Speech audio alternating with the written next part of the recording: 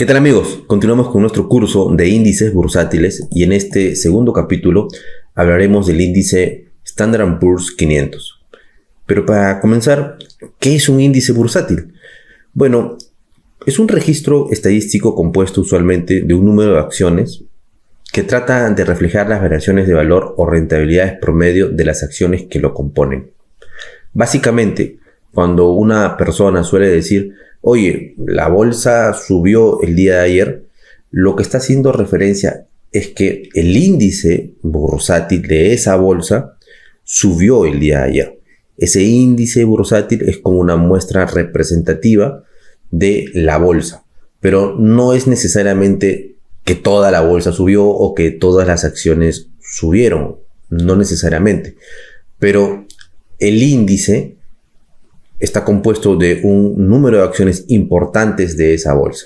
Es como una muestra representativa, ¿no? Y en el argot en el cual nos manejamos dentro del mundo del trading y las inversiones, no solemos decir la bolsa subió ayer, sino solemos decir el S&P 500 subió el día de ayer, ¿no? Y es lo mismo prácticamente, es casi como como decir un sinónimo, es lo mismo. Ahora, el índice bursátil más antiguo que existe al día de hoy es el índice Dow Jones.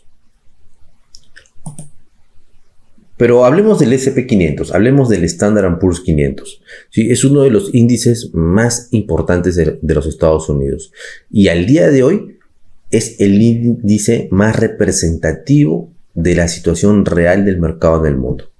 Hace un momento les mencioné que el Dow Jones es el más antiguo, sí. Pero el más representativo actualmente es el S&P 500.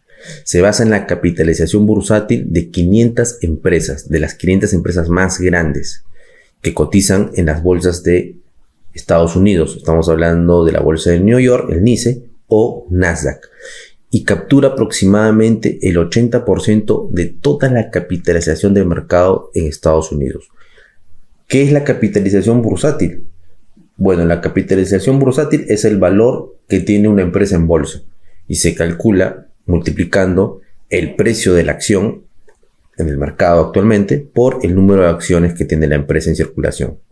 De esa forma puedo obtener la capitalización bursátil de esa empresa. El S&P 500 está formado por las 500 empresas de mayor capitalización bursátil de las bolsas de Estados Unidos. Sus orígenes se remontan a 1923, cuando la empresa Standard & Poor's introdujo un índice que cubría a 233 empresas. Pero tal como lo conocemos hoy en día, fue formulado en 1957, al extenderse para incluir a las 500 empresas más grandes de Estados Unidos, o mejor dicho, que cotizan en Estados Unidos. ¿Cuáles son los principales criterios de selección? Bueno, estas empresas son seleccionadas por un comité y deben cumplir una serie de criterios establecidos. Como por ejemplo, la empresa debe tener una capitalización bursátil mínima, ¿no?, de 12,7 mil millones de dólares. Este umbral se ajusta periódicamente para reflejar las condiciones del mercado, pues que siempre son cambiantes. También las empresas que pertenecen al S&P 500 deben ser empresas altamente líquidas, lo que significa que el volumen de negociación de sus acciones debe ser significativo en la bolsa de valores.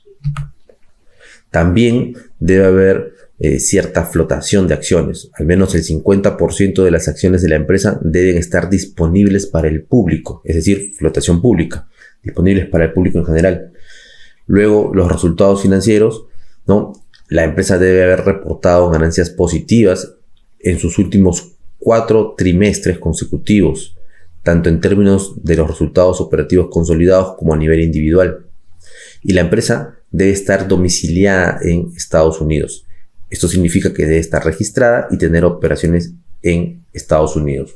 Ahora, hay empresas que pertenecen al S&P 500 y su origen no es de Estados Unidos. Son empresas que tienen origen en otro país, pero también tienen domicilio en Estados Unidos y también tienen, ¿no?, oficinas en Estados Unidos y por ello pueden ser consideradas para participar del S&P 500. En la actualidad, algunas de las empresas más importantes que componen al índice son Apple, Visa, Berkshire Hathaway, Google, JP Morgan, Goldman Sachs, Microsoft, ¿no? Netflix, Meta, entre otras. ¿Cómo se construye el índice? Bueno, tradicionalmente el índice ha sido ponderado considerando la capitalización de cada empresa.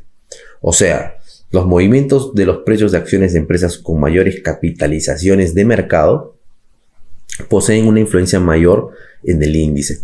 ¿Qué significa esto? Que las empresas que tienen mayor capitalización bursátil, como por ejemplo Apple, Microsoft, tienen mayor peso, tienen una ponderación mayor en el índice. Y esto es relevante. ¿Por qué? Porque hay situaciones en las cuales el índice, en este caso el S&P 500, está subiendo, pero de repente no está subiendo porque toda la bolsa esté subiendo, sino porque las empresas que tienen mayor ponderación en el índice, caso de Apple, caso de Microsoft, Google, ¿no? Nvidia, están teniendo un buen momento, están subiendo y eso está impulsando al índice. Pero no significa que todas las empresas estén subiendo. Esto es una característica muy interesante del S&P.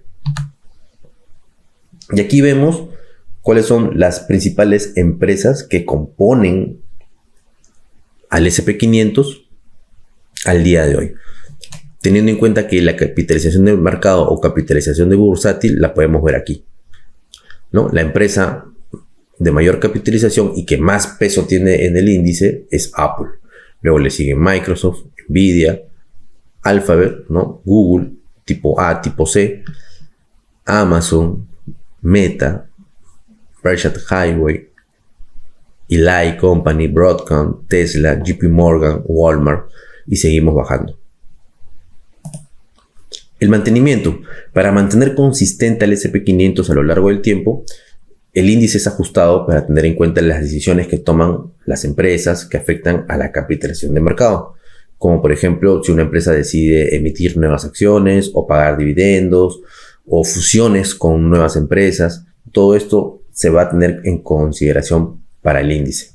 Asimismo, cuando una empresa es quitada del índice y reemplazada por otra con una capitalización de mercado diferente, se debe ajustar el divisor para que el valor del S&P 500 permanezca constante y no afecte a los tenedores del índice. Y aquí vemos una curva histórica de cómo le ha ido al S&P 500 a lo largo, ¿no?, del tiempo. Claramente la tendencia es alcista, claramente vemos caídas eventuales, producto de los ciclos económicos, pero en general la tendencia es largamente alcista. ¿Cuánto ha rendido el S&P 500 de forma anual en promedio? Pues a lo largo de prácticamente 100 años de historia, el S&P 500 ha tenido un retorno promedio anual del 11%, que no está nada mal para hacer un índice bursátil. Bien amigos, espero que todo vaya quedando claro y nos vemos en el siguiente video.